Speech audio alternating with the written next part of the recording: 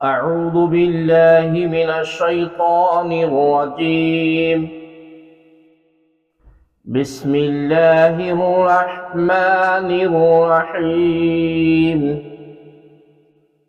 ولو أننا نزلنا إليهم الملائكة وكلمهم الموتى وحشرنا عليهم كل شيء قبلا ما كانوا ليؤمنوا إلا أن يشاء الله ولكن أكثرهم يجهلون. اور اگر ہم ان کی طرف فرشتے اتار دیتے اور مردے ان سے باتیں کرتے اور ہم ہر چیز ان کے سامنے جمع کر دیتے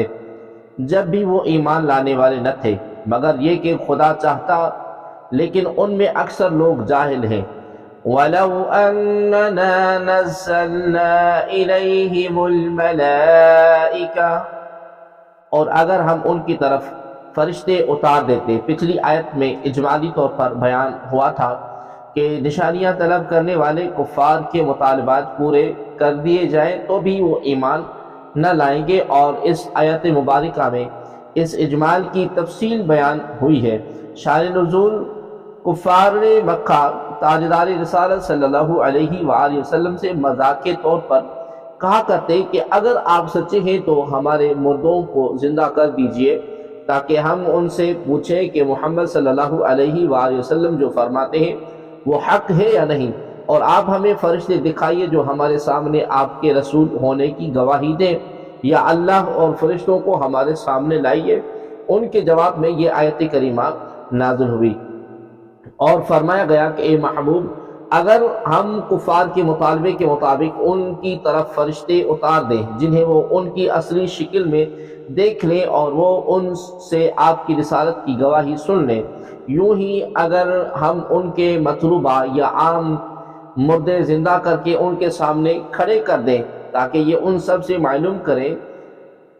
کہ آپ جو پیغام لائے ہیں وہ حق ہے یا نہیں، تب بھی یہ ایمان نہیں لائیں گے. بلکہ اگر ہم ان کے مطالبات سے زائد مخلوقات میں سے ہر خشک اور تر شجر و حجر،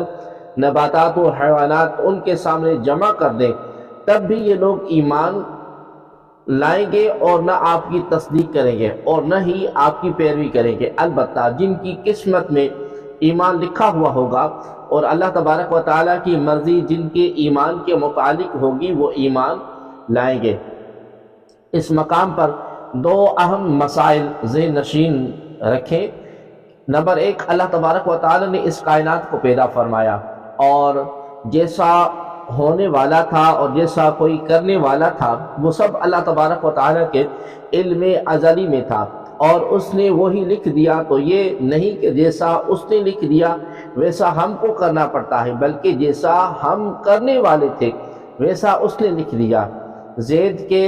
ذمہ برائی لکھی اس لیے کہ زید برائی کرنے والا تھا. اگر زید بھلائی کرنے والا ہوتا تو وہ اس کے لیے بھلائی لکھتا. تو اللہ تبارک و تعالیٰ کے علم یا اس کے لکھ دینے سے کسی کو مجبور نہیں کر دیا. نمبر دو، یہ درست ہے کہ بندوں کے تمام افعال اللہ تبارک و تعالیٰ کے ارادے، اس کی مشیت اور اس کی قضا سے وجود پذیر ہوتے ہیں، لیکن قادر و قدیر رب تبارک و تعالیٰ نے انسان کو پتھر اور دیگر جمادات کی طرح بے بس، مجبور اور بالکل بے اختیار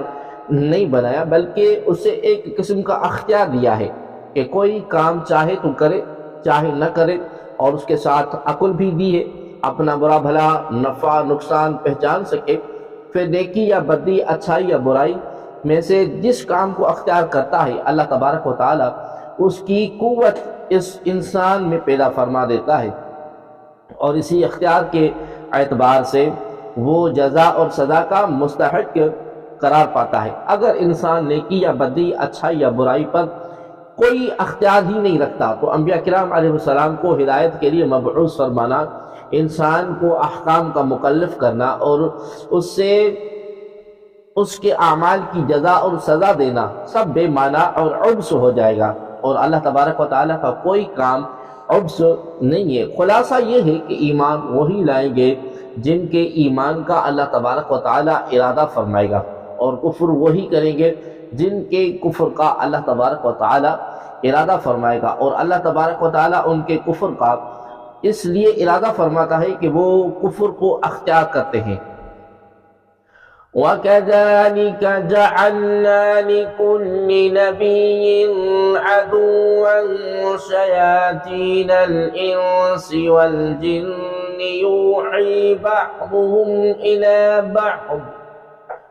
زُخْرُفَ الْقَوْلِ غُرُورًا وَلَوْ شَاءَ رَبُّكَ مَا فَعَلُوهُ فَذَرْهُمْ وَمَا يَفْتَرُونَ۔ اور اسی طرح ہم نے ہر نبی کا دشمن بنایا انسانوں اور جنوں کے شیطانوں کو،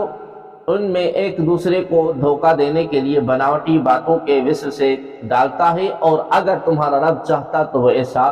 نہ کرتے، تو تم انہیں اور ان کی بناوٹی باتوں کو چھوڑ دو۔ وَكَذَلِكَ جَعَلْنَا لِكُلِّ نَبِيٍّ عَدُوًّا، اور اس طرح ہم نے ہر نبی کے دشمن کیے ہیں۔ کفار مکہ کی مخالفت اور ایذا رسانیوں کی وجہ سے سرکار عالم صلی اللہ علیہ وآلہ وسلم بہت رنجیدہ تھے۔ اس پر اللہ تبارک و تعالی نے اپنے حبیب صلی اللہ علیہ وآلہ وسلم کو تسلی دیتے ہوئے فرما رہا ہے کہ اے حبیب صلی اللہ علیہ وآلہ وسلم، جس طرح یہ کفار آپ کی مخالفت اور دشمنی میں سرگرم ہیں، اسی طرح آپ سے پہلے جتنے انبیاء اور رسل علیہ السلام گزرے ہیں، سب کی قوم کے کافر چاہے انسان ہو یا جن ان کے دشمن تھے۔ کفار کی انبیاء اور رسل علیہ السلام سے عداوت اور مخالفت ہماری طرف سے ایک آزمائش ہے، تاکہ انبیاء کرام علیہ السلام اس پر صبر کر کے اجر عظیم حاصل کریں۔ لہذا آپ اپنی قوم کی مخالفت اور عداوت سے رنجیدہ خاطر نہ ہو۔ یہ ایک دوسرے کے دھوکے میں رکھنے کے لیے نت نئی باتیں گھڑتے ہیں، چالیں چلتے ہیں، فریب کاریاں کرتے ہیں اور وسوسے سے ڈالتے ہیں، تاکہ دوسروں کو گمراہ کریں، اور جو گمراہ ہے وہ گمراہی سے نکل نہ سکے۔ نیز یہاں بھی ملحوظ خاطر ہے کہ اگر اللہ تبارک و تعالی جل جلالہ چاہتا تو وہ ایسا نہ کرتے، لیکن اللہ تبارک و تعالی اپنی حکمت سے نظام کائنات چلا رہا ہے، اور کفر و ایمان، خیر و شر دونوں کے مد مقابل رہنے میں اس کی حکمتیں ہیں۔ لہذا آپ انہیں اور ان کے دھوکے اور فریب کی خوش نما باتوں کو چھوڑ دیں اور صبر کریں۔ اللہ تبارک و تعالی انہیں بدلہ دے گا، رسوا کرے گا، اور آپ صلی اللہ علیہ وآلہ وسلم کی مدد فرمائے گا۔ آیت مبارکہ سے یہ بھی معلوم ہوا کہ تمام نبیوں کے دشمن ضرور ہوئے ہیں، ایسے ہی علماء اور اولیاء کے دشمن بھی ضرور ہوتے ہیں۔ شیاطین الانس والجن، انسانوں اور جنوں کے شیطان۔ اس کی تفسیر میں علماء کے دو قول ہیں، جنوں میں بھی شیطان ہوتے ہیں اور انسانوں میں بھی، کیونکہ شیطان ہر سرکش اور نافرمان کو کہتے ہیں، چاہے وہ انسان ہو یا جن۔ نمبر دو، جنوں اور انسانوں کے شیطان سے مراد ابلیس کی اولاد ہے۔ ابلیس نے اپنی اولاد کو دو حصوں میں تقسیم کر دیا، ایک گروہ انسانوں کو وسوسہ ڈالتا ہے اور ایک گروہ جنوں کو وسوسہ ڈالتا ہے۔ خفیہ بات سے مراد وسوسے اور فریب کی باتیں ہیں۔ اس آیت مبارکہ سے معلوم ہوا کہ جو گمراہ کن شخص کسی کو شریعت کے خلاف کام کی ترغیب دے وہ انسانی شیطان ہے، اگرچہ وہ اپنے عزیزوں میں سے ہو یا عالم کے لباس میں ہو۔ نیز اس میں وہ تمام لوگ داخل ہیں جو آزاد خیال یا روشن خیال کے نام پر شرعی کاموں کے خلاف پلاننگ کرتے اور منصوبے بناتے اور اس کے لیے تنظیمیں بناتے ہیں۔ سب مسلمانوں پر لازم ہے کہ وہ ایسے انسانی شیطانوں سے خود بھی بچیں اور دوسروں کو بھی بچائیں۔ یہاں ایک نہایت اہم چیز کے بارے میں عرض کرنی کہ ہمارے دور میں یہ وبا عام ہوتی جا رہی ہے کہ بھائی ہر ایک کی سنو اور تحقیق کرو، خواہ کہنے والا قرآن کے خلاف کہے یا حدیث کے یا اسلام کے، گویا معاذ اللہ تحقیق مطالعے کے نام پر ہر گمراہی سننے پڑھنے کی ترغیب دی جا رہی ہے، اور اس چیز کو باہمی رواداری، ایک دوسرے کو سمجھنے کی کوشش، ایک دوسرے کے نقطہ نظر پر مطالعہ ہونا، اپنے اپنے خیالات دوسروں سے شیئر کرنا وغیرہ وغیرہ کے بڑے دلچسپ نام دیے جاتے ہیں، لیکن کیا قرآن، حدیث، دین، ایمان، اسلام میں بھی اس چیز کی گنجائش ہے یا نہیں؟ اس کی طرف کوئی نہیں دیکھتا۔ لہذا یہاں پر ہم قرآن و حدیث کی روشنی میں ایسی بات التحقیق، مطالعے کا حکم شرعی بیان کرتے ہیں، اور ہمیں ان جاہلوں کی کوئی پرواہ نہیں جو قرآن و حدیث کے ان احکام کو اپنی جہالت اور کوتاہی نظر سے تنگ شرعی بیان کرتے ہیں، اور ہمیں ان جاہلوں کی اپنی جہالت اور کوتاہ نظر سے تنگ نظری اور نہ جانے کیا کیا نام دیں گے۔ چنانچہ کفار اور اسلام دشمن لوگوں کے لیکچر سننے کے حوالے سے سیدی اعلیٰ حضرت عظیم البرکت مجدد الدین و ملت الشاہ سیدی امام احمد رضا خان فاضل بریلوی رحمۃ اللہ تعالی علیہ سے سوال ہوا، تو آپ نے بڑے احسن انداز میں جواب ارشاد فرمایا، جس کا خلاصہ یہ ہے کہ آج کل ہمارے عوام بھائیوں کی سخت جہالت یہ ہے کہ کسی عاریہ نے اشتہار دیا کہ اسلام کے فلاں مضمون کی رد میں فلاں وقت لیکچر دیا جائے گا، یہ سننے کے لیے دوڑ جاتے ہیں۔ کسی پادری نے اعلان کیا کہ نصرانیت کے فلاں مضمون کے ثبوت میں فلاں وقت ندا ہوگی، یہ سننے کے لیے دوڑے چلے جاتے ہیں۔ بھائیو، تم اپنے نفع نقصان کو زیادہ جانتے ہو یا تمہارا رب اور تمہارے نبی پاک صلی اللہ علیہ وسلم؟ ان کا حکم تو یہ ہے کہ شیطان تمہارے پاس وسوسہ ڈالنے آئے تو سیدھا جواب یہ دو کہ تو جھوٹا ہے، نہ یہ کہ تم آپ دوڑ دوڑ کے ان کے پاس جاؤ اور اپنے رب تبارک و تعالی جل جلالہ، اپنے قرآن اور اپنے نبی پاک صلی اللہ علیہ وسلم کی شان میں ملعون کلمات سنو۔ تم قرآن مجید کی اس آیت کا آخری حصہ اور اس کے متصل کی آیت کریمہ تلاوت کرتے جاؤ اور دیکھو کہ قرآن عظیم تمہاری اس حرکت کی کیسی شناعتیں بتاتا اور ان ناپاک لیکچروں نداؤں کی نسبت انہیں کیا کیا ہدایت فرماتا ہے۔ چنانچہ اس آیت کے آخر میں ارشاد ہوتا ہے وَلَوْ شَاءَ رَبُّكَ مَا فَعَلُوهُ فَذَرْهُمْ وَمَا يَفْتَرُونَ، اور تیرا رب چاہتا تو وہ یہ دھوکے بناوٹ کی باتیں نہ بناتے پھرتے، تو انہیں اور ان کی بہتانوں کو یک لخت چھوڑ دو۔ دیکھو اس آیت میں اللہ تبارک و تعالی نے انہیں اور ان کی باتوں کو چھوڑنے کا حکم فرمایا، ان کے پاس سننے کے لیے دوڑنے کا، اور سنیے کہ اس کے بعد اس آیت میں فرماتا ہے وَلِتَسْغَى إِلَيْهِ أَفْئِدَةُ الَّذِينَ لَا يُؤْمِنُونَ بِالْآخِرَةِ وَلِيَرْضَوْهُ وَلِيَقْتَرِفُوا مَا هُمْ مُقْتَرِفُونَ، اور اس لیے کہ ایسے لوگوں کے دل اس کی طرف کان لگائے جنہیں آخرت پر ایمان نہیں، اور اسے پسند کریں، اور یہ جو کچھ ناپاکیاں وہ کر رہے ہیں یہ کرنے لگے۔ دیکھو ان کفار و نافرمان لوگوں کی باتوں کی طرف کان لگانا ان لوگوں کا کام بتایا جو آخرت پر ایمان نہیں رکھتے، اور اس کا نتیجہ یہ فرمایا کہ وہ ملعون باتیں ان پر اثر کر جائیں اور یہ بھی ان جیسے ہو جائے۔ لوگ اپنی جہالت سے گمان کرتے ہیں کہ ہم اپنے دل سے مسلمان ہیں، ہم پر ان کا کیا اثر ہوگا، حالانکہ رسول اللہ صلی اللہ علیہ وسلم فرماتے ہیں جو دجال کی خبر سنے اس پر واجب ہے کہ اس سے دور بھاگے، کہ خدا کی قسم آدمی اس کے پاس جائے گا اور یہ خیال کرے گا کہ میں تو مسلمان ہوں، یعنی مجھے اس سے کیا نقصان پہنچے گا، وہاں اس کے دھوکوں میں پڑ کر اس کا پیروکار ہو جائے گا۔ کیا دجال ایک ایسی دجال کو سمجھتے ہو جو آنے والا ہے؟ ایسا ہرگز نہیں، بلکہ تمام گمراہوں کے داعی منادی سب دجال ہیں، اور سب سے دور بھاگنے ہی کا حکم فرمایا، اور اس میں یہی اندیشہ بتایا کہ رسول اللہ صلی اللہ علیہ وسلم فرماتے ہیں آخر زمان میں دجال کذاب لوگ ہوں گے، وہ باتیں تمہارے پاس لائیں گے جو نہ تم نے سنی ہوگی نہ تمہارے باپ دادا نے، تو ان سے دور رہو اور انہیں اپنے سے دور رکھو، کہیں وہ تمہیں گمراہ نہ کر دیں، کہیں تمہیں کسی فتنے میں نہ ڈال دیں۔ اور سنیے کہ اس کے بعد آیت میں اللہ کریم جل جلالہ کیا ارشاد فرماتا ہے أفغير الله أبتغي حكما وهو الذي أنزل إليكم الكتاب مفصلا والذين آتيناهم الكتاب يعلمون أنه منزل من ربك بالحق فلا تكونن من الممترين وتمت كلمة ربك صدقا وعدلا لا مبدل لكلماته وهو السميع العليم وإن تطع أكثر من في الأرض يضلوك عن سبيل الله إن يتبعون إلا الظن وإن هم إلا يخرصون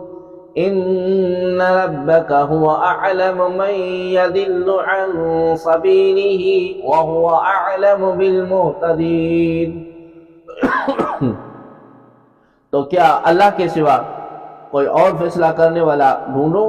حالانکہ اس نے مفصل کتاب تمہاری طرف اتاری، اور اہل کتاب خوب جانتے ہیں کہ وہ تیرے رب کے پاس سے حق کے ساتھ اتری، تو خبردار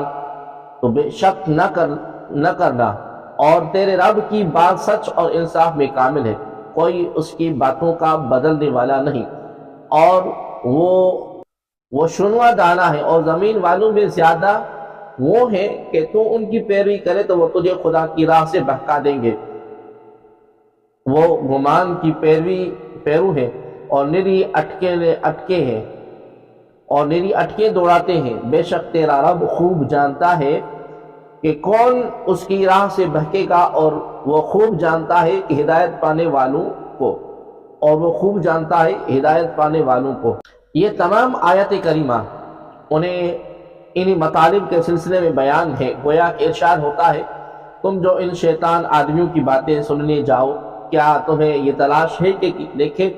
اس مذہبی اختلاف میں یہ لیکچر یا یہ منادی کیا فیصلہ کرتا ہے؟ ارے خدا سے بہتر فیصلہ کس کا؟ اس نے مفصل کتاب قرآن عظیم تمہیں عطا فرما دی، اس کے بعد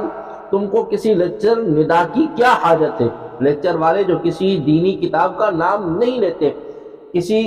کس گنتی شمار میں ہیں، یہ کتاب والے دل میں خوب جانتے ہیں کہ قرآن حق ہے، مگر تعصب کی پٹی ان کی آنکھوں پر بندھی ہے کہ ہر طرفی سے مکرے جاتے ہیں، تو تجھے کیوں شک پیدا ہو کہ ان کی سننا چاہیے؟ تیرے رب کا کلام صدق اور عدل میں بھرپور ہے، کل تک جو اس پر تجھے کامل یقین تھا، آج کیا اس میں فرق آیا کہ اس پر اعتراض سننا چاہتا ہے؟ کیا خدا کی باتیں کوئی بدل سکتا ہے؟ یہ نہ سمجھنا کہ میرا کوئی مقال یعنی قول، کوئی خیال خدا سے چھپ رہے گا، وہ سنتا جانتا ہے۔ دیکھ، اگر تو نے ان کی سنی تو وہ تجھے خدا کی راہ سے بہکا دیں گے، اور اے نادان، تو کیا یہ خیال کرتا ہے کہ ان گمراہ لوگوں کا علم دیکھو کہ کہاں تک ہے؟ یہ کیا کہتے ہیں کہ ارے ان کے پاس علم کہاں، وہ تو اپنے اوہام کے پیچھے لگے ہوئے ہیں اور نری اٹکلیں دوڑاتے ہیں جن کا تھل نہ بیڑا۔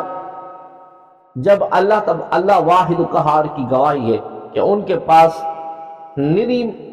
محمل اٹکلوں کے سوا کچھ نہیں، تو ان کو سننے کے کیا معنی؟ سننے سے پہلے وہی کہہ دے جو تیرے نبی پاک صلی اللہ علیہ وآلہ وسلم نے تعلیم فرمایا کہ شیطان تو جھوٹا ہے، اور اس گھمنڈ میں نہ رہنا کہ مجھ کو کیا گمراہ کریں گے، میں تو راہ پر ہوں۔ تیرا رب خوب جانتا ہے کہ کون اس کی راہ سے بہکے گا اور کون راہ پر ہے۔ اگر تو پورا راہ پر ہوتا تو بے راہوں کی سننے ہی کیوں جاتا؟ حالانکہ تیرا رب فرما چکا، چھوڑ دے انہیں اور ان کے بہتانوں کو۔ تیرے نبی پاک صلی اللہ علیہ وسلم فرما چکے ان سے دور رہو، ان کو اپنے سے دور کرو، کہیں وہ تمہیں بہکا نہ دے، کہیں وہ تم کو فتنوں میں نہ ڈال دے۔ بھائیو، ایک سہل بات اس پر غور فرما لو کہ تم اپنے رب تبارک و تعالی، اپنے قرآن، اپنے نبی پاک صلی اللہ علیہ وسلم پر سچا ایمان رکھتے ہو، یا معاذ اللہ اس میں کچھ شک ہے، اور جسے شک ہو اسے اسلام سے کیا علاقہ یعنی تعلق؟ وہ ناحق اپنے آپ کو مسلمان کہہ کر مسلمانوں کو کیوں بدنام کرے؟ اور اگر سچا ایمان ہے تو اب یہ فرمائیے کہ ان لیکچروں نداؤں میں آپ کے رب تبارک و تعالی، قرآن، نبی پاک صلی اللہ علیہ وسلم اور ایمان کی تعریف ہوگی یا ندامت؟ ظاہر ہے کہ دوسری ہی صورت ہوگی، اور اس لیے تم کو بلاتے ہیں کہ تمہارے منہ پر تمہارے خدا، نبی، قرآن اور دین کی توہین اور تکذیب کریں۔ اب ذرا غور کر لیجئے، ایک شریف نے زید کے نام اشتہار دیا کہ فلاں وقت فلاں مقام پر میں بیان کروں گا کہ تیرا باپ حرامی بچہ اور تیری ماں زانیہ تھی۔ خدا کے لیے انصاف، کیا کوئی غیرت والا، حمیت والا اور انسانیت والا جبکہ اسے اس بیان سے روک دینے، باز رکھنے پر قادر نہ ہو، اسے سننے جائے گا؟ خدا کی قسم ہرگز نہیں۔ کسی بھنگی چمار سے بھی یہ نہ ہو سکے گا۔ پھر ایمان کے دل پر ہاتھ رکھ کے دیکھو کہ اللہ، رسول اور قرآن عظیم کی توہین، تکذیب اور مذمت سخت تر ہے یا ماں باپ کی گالی؟ ایمان رکھتے ہو تو اس سے کچھ نسبت نہ جانو گے، پھر کون سے کلیجے سے ان جگر شگاف، ناپاک، ملعون، بہتانوں، افتراؤں، شیطانی اٹکلوں اور ڈھکوسلوں کو سننے جاتے ہو؟ بلکہ حقیقت اور انصاف کی بات تو یہ ہے کہ وہ جو کچھ بکتے ہیں اور اللہ اور رسول اور قرآن عظیم کی تحقیر کرتے ہیں، ان سب کا باعث یہ سننے والے ہیں۔ اگر مسلمان اپنا ایمان سنبھال لیں، اپنے رب قرآن اور رسول کی عزت اور عظمت پیش نظر رکھیں اور ایکا کر لیں کہ وہ خبیث لیکچر، گندی ندائیں سننے کوئی نہ جائے گا، وہاں موجود ہو وہ بھی فوراً وہی مبارک ارشاد کا کلمہ کہہ کر کہ تو جھوٹا ہے چلا جائے گا، تو کیا وہ دیواروں پتھروں سے اپنا سر پھوڑیں گے؟ تو تم سن کر کہلواتے ہو نا، تم سنو نہ وہ کہیں، پھر انصاف کیجئے کہ اسے کہنے کا وبال کس پر ہوا؟ علماء فرماتے ہیں ہٹے کٹے جوان تندرست جو بھیک مانگنے کی عادی ہوتے اور اسی کو اپنا پیشہ بنا لیتے ہیں، انہیں دینا ناجائز ہے کہ اس میں گناہ پر شے دینی ہے۔ لوگ نہ دے تو جھک مارے اور محنت مزدوری کریں۔ بھائیو، جب اس میں گناہ کی امداد ہے تو اس میں تو کفر کی مدد۔ قرآن عظیم کی نص قطعی نے ایسی جگہ سے فوراً ہٹ جانا فرض کر دیا اور وہاں ٹھہرنا فقط حرام ہی نہ فرمایا بلکہ سنو تو کیا ارشاد رب تبارک و تعالیٰ فرماتا ہے، وَقَدْ نَزَّلَ عَلَيْكُمْ فِي الْكِتَابِ أَنْ إِذَا سَمِعْتُمْ آيَاتِ اللَّهِ يُكْفَرُ بِهَا وَيُسْتَهْزَأُ بِهَا فَلَا تَقْعُدُوا مَعَهُمْ حَتَّى يَخُوضُوا فِي حَدِيثٍ غَيْرِهِ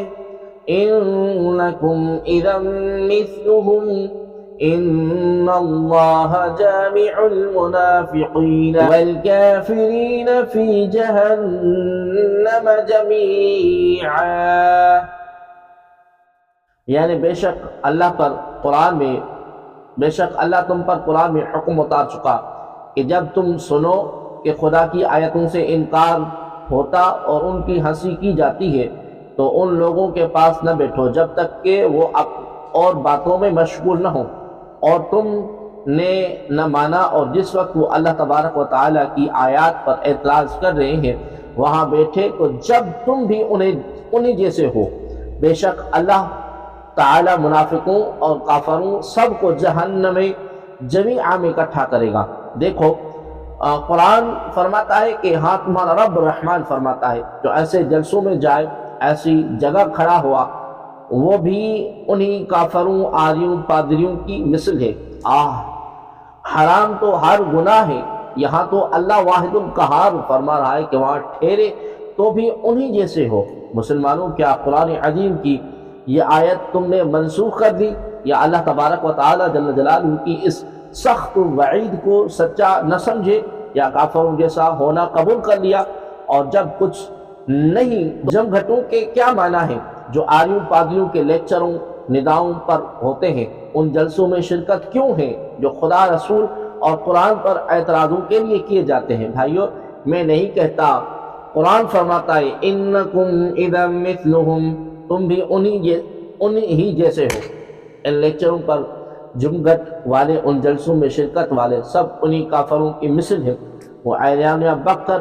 کافر ہوئے، یہ زبان سے کلمہ پڑھے اور دل میں خدا اور رسول قرآن کی اتنی عزت نہیں کہ جہاں ان کی توہین ہوتی وہاں سے بچے، تو یہ منافق ہوئے۔ سب تو فرمایا کہ اللہ انہیں اور انہیں سب کو، انہیں سب کو جہنم میں اکٹھا کرے گا۔ یہاں تم لیکچر دو اور تم سنو۔ مسلمان اگر قرآن عظیم کی اس نصیحت پر عمل کریں تو ابھی دیکھیں کہ اللہ تبارک و تعالیٰ کے دشمنوں کے سب بازار ٹھنڈے ہوئے جاتے، ملک میں ان کے شور و شر کا نشان نہ رہے گا۔ جہنم کے کندے، شیطان کے بندے آپس ہی میں ٹکرا کر سر پھوڑیں گے۔ اللہ رسول اور قرآن عظیم کی توہینوں سے مسلمانوں کا کلیجہ پکانا چھوڑیں گے اور اپنے گھر بیٹھ کر بکے بھی تو مسلمانوں کے کان تو ٹھنڈے رہیں گے۔ وَلِتَصْغَىٰ إِلَيْهِ أَفْئِدَةُ الَّذِينَ لَا يُؤْمِنُونَ بِالْآخِرَةِ وَلِيَرْضَوْهُ وَلِيَقْتَرِفُوا مَا هُمْ مُقْتَرِفُونَ، اور تاکہ آخرت پر ایمان نہ لانے والوں کہ دل ان بناوٹی باتوں کی طرف مائل ہو جائے اور تاکہ وہ ان باتوں کو پسند کر لیں، وہ اسی گناہ کا ارتکاب کرے جس کے یہ خود مرتکب ہیں۔ وَلِتَصْغَىٰ إِلَيْهِ أَفْئِدَةٌ، اور اس لیے اس کی طرف دل جھکے۔ اس سے پہلی آیت میں بیان ہوا کہ انسانوں اور جنوں میں سے جو مردود ہیں وہ ایک دوسرے کے دھوکے دینے کے لیے بناوٹی باتوں کے وسوسے ڈالتے ہیں۔ اب اس کی مزید وجوہات بیان فرمائی جا رہی ہے کہ وہ ایک دوسرے کو بناوٹی باتوں کے وسوسے اس لیے ڈالتے ہیں تاکہ آخرت پر ایمان نہ لانے والوں کے دل ان بناوٹی باتوں کی طرف مائل ہو جائے، وہ ان کی بناوٹی باتوں کو پسند کر لیں اور اس گناہ کا ارتکاب کرے جس کے یہ خود مرتکب ہے۔ اسے معلوم ہوا کہ ہر ایک کا دل اپنے ہم جنس کی طرف جھکتا ہے، لہذا اگر کسی آدمی کا دل گمراہوں کی طرف زیادہ جھکتا ہے تو اسے غور کرنا چاہیے کہ کہیں ایسا تو نہیں کہ اس کے دل میں بھی گمراہی اور برائی کی محبت بیٹھی ہوئی ہے۔ أَفَغَيْرَ اللَّهِ أَبْتَغِي حَكَمًا وَهُوَ الَّذِي أَنزَلَ إِلَيْكُمُ الْكِتَابَ مُفَصَّلًا وَالَّذِينَ آتَيْنَاهُمُ الْكِتَابَ يَعْلَمُونَ أَنَّهُ مُنَزَّلٌ مِّن رَّبِّكَ بِالْحَقِّ فَلَا تَكُونَنَّ مِنَ الْمُمْتَرِينَ، تو کیا میں اللہ کے سوا کسی کو حاکم بنا لوں، حالانکہ وہی جس نے تمہاری طرف مفصل کتاب اتاری، اور جن لوگوں کو ہم نے کتاب دی وہ جانتے ہیں کہ یہ تیرے رب کی طرف سے حق کے ساتھ نازل شدہ ہے، تو اے سننے والے تو ہرگز شک والوں میں نہ ہو۔ أَفَغَيْرَ اللَّهِ أَبْتَغِي حَكَمًا، تو کیا میں اللہ کے سوا کسی کو حاکم بنا لوں۔ شان نزول کفار مکہ نے سید عالم صلی اللہ علیہ وآلہ وسلم سے عرض کیا تھا کہ یہود و نصارہ کے پوپ پادریوں کو ہم اور آپ پنس بنا لیں جو یہ فیصلہ کریں کہ ہم حق پر ہیں یا آپ۔ تب یہ آیت کریمہ نازل ہوئی۔ اس آیت مبارکہ کا خلاصہ یہ ہے کہ اس سے پہلے کفار کے بارے میں بیان ہوا کہ انہوں نے قسمیں کھا کر کہا کہ اگر ان کی مطلوبہ نشانیاں انہیں دکھا دی جائیں تو وہ ایمان لے آئیں گے۔ اس پر انہیں جواب دیا گیا کہ ان نشانیوں کو ظاہر کرنے کا کوئی فائدہ نہیں، کیونکہ اللہ تبارک و تعالیٰ اگر ان کی مطلوبہ نشانیاں ظاہر کر دے تو بھی وہ لوگ اپنی کفر پر قائم ہی رہیں گے۔ اب اس آیت مبارکہ میں بیان فرمایا جا رہا ہے کہ نبی اکرم صلی اللہ علیہ وآلہ وسلم کی نبوت پر دلالت کرنے والی نشانیاں تو مکمل طور پر ظاہر ہو چکی ہیں۔ ایک نشانی تو یہ ہے کہ اللہ تبارک و تعالیٰ نے نبی پاک صلی اللہ علیہ وسلم پر مفصل کتاب اتاری جس میں امر و نہی، وعدہ وعید، حق اور باطل کا فیصلہ، اور تاجدار رسالت صلی اللہ علیہ وآلہ وسلم کی صدق کی شہادت اور کفار کے افتراء کا بیان ہے۔ دوسری نشانی یہ کہ توریت انجیل میں رسول عالم صلی اللہ علیہ وآلہ وسلم کے رسول برحق ہونے اور قرآن پاک کے اللہ تبارک و تعالیٰ کی کتاب ہونے پر دلالت کرنے والی نشانیاں موجود ہیں۔ اللہ تبارک و تعالیٰ نے جنہیں آسمانی کتاب کی سچی سمجھ نصیب کی، جیسے حضرت عبداللہ بن سلام رضی اللہ تعالی عنہ وغیرہ، نیز عام علماء اہل کتاب ان دلائل کی وجہ سے آپ کریم صلی اللہ علیہ وسلم کو حق جانتے ہیں، اگرچہ کسی دنیاوی وجہ سے اس کا اقرار نہ کریں۔ لہذا اے حبیب صلی اللہ علیہ وآلہ وسلم، تم ان مشرکین سے فرما دو کہ کیا میں اللہ تبارک و تعالیٰ کے سوا کسی اور کو حاکم اور قاضی بنا لوں جو میرے اور تمہارے درمیان فیصلہ کرے، حالانکہ اللہ نے میری نبوت کے حق ہونے کا فیصلہ فرما دیا جب اس نے عاجز کر دینے والی کتاب یعنی قرآن پاک مجھ پر نازل فرما دیا، تو میری نبوت کے درست ہونے کا فیصلہ بھی ہو گیا، اور اللہ کے فیصلے سے بڑھ کر اور کسی کا فیصلہ نہیں، لہذا اب میری نبوت کا اقرار کرنا ضروری ہے۔ فَلَا تَكُونَنَّ مِنَ الْمُمْتَرِينَ، تو اے سننے والے تو ہرگز شک والوں میں نہ ہو۔ ایک قول یہ ہے کہ یہاں خطاب نبی اکرم صلی اللہ علیہ وسلم سے ہے۔ اس صورت میں معنی یہ ہوا کہ اے حبیب صلی اللہ تعالی علیہ وآلہ وسلم، آپ اس بات پر شک کرنے والوں میں نہ ہونا کہ اہل کتاب کے علماء جانتے ہیں کہ یہ قرآن حق ہے اور اللہ تبارک و تعالیٰ کی طرف سے نازل ہوا ہے۔ دوسرا معنی یہ ہے کہ اے حبیب صلی اللہ علیہ وسلم، آپ اس بات پر شک کرنے والوں میں نہ ہونا کہ ہم نے آپ کو جو بیان کیا ہے وہ حق ہے یا نہیں۔ یاد رہے کہ اس کا تعلق ان باتوں سے ہے جو کسی کو ابھارنے کے لیے کی جاتی ہیں، ورنہ حضور پر نور صلی اللہ علیہ وسلم تو شک کر ہی نہیں سکتے۔ دوسرا قول یہ ہے کہ بظاہر اگرچہ خطاب سرکار عالم صلی اللہ علیہ وآلہ وسلم سے ہے، لیکن مراد ان کا غیر ہے۔ اب معنی یہ ہوا کہ اے قرآن پاک کو سننے والے انسان، تو اس بات میں شک نہ کرنا کہ یہ اللہ تبارک و تعالیٰ کی طرف سے نازل ہوا ہے، کیونکہ یہ ایسا عاجز کر دینے والا کلام ہے کہ اللہ تبارک و تعالیٰ کے علاوہ کوئی اور اس جیسا کلام پیش کرنے پر قادر ہی نہیں ہے۔ وَتَمَّتْ كَلِمَةُ رَبِّكَ صِدْقًا وَعَدْلًا لَا مُبَدِّلَ لِكَلِمَاتِهِ وَهُوَ السَّمِيعُ الْعَلِيمُ۔ اور سچ اور انصاف کے اعتبار سے تیرے رب کے کلمات کامل ہیں، اس کی کلمات کو کوئی بدلنے والا نہیں، اور وہی سننے والا جاننے والا ہے۔ وَتَمَّتْ كَلِمَةُ رَبِّكَ، اور پوری ہے تیرے رب کی بات۔ رب کی بات سے مراد وہ فیصلہ الہی ہے جو کفار و مومن کے متعلق ہو چکا، اس سے تمام آسمانی کتابیں مراد ہے یا قرآن شریف، الغرض جو کچھ بھی مراد ہو، مقصود بالکل ظاہر ہے۔ اس آیت کریمہ میں قرآن پاک کی 4 شانیں بیان کی گئیں۔ نمبر 1، قرآن پاک مکمل ہے، اس کا کوئی پہلو ناتمام نہیں۔ نمبر 2، قرآن پاک میں بتائی گئی تمام باتیں حق اور سچائی پر مبنی ہیں۔ نمبر 3، جو شرعی احکام قرآن پاک میں ہیں وہ ہر اعتبار سے عدل و انصاف پر مشتمل ہے۔ نمبر 4، قرآن پاک ہمیشہ کے لیے ہے،